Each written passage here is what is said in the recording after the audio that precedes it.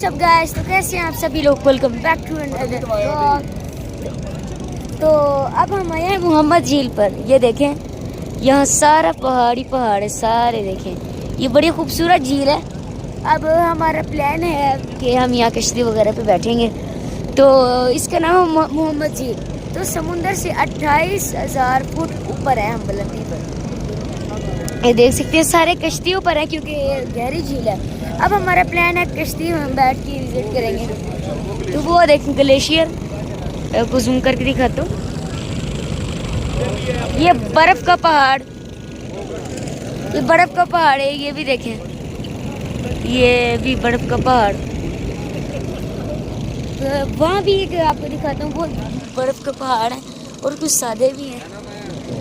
देख सकते हैं यहाँ बड़ा अच्छा व्यू आ रहा है, ठंडी हवा। तो कमेंट में बताएं कौन कौन यहाँ आना चाहता है या कोई यहाँ आया है। ये हमारे टिकटॉकर साहब हैं। तो ये देख सकते हैं आप। तो जब हम बैठेंगे कश्ती पर तब हम बनाएंगे। तब तक के लिए अल्लाह हाफ़िज़।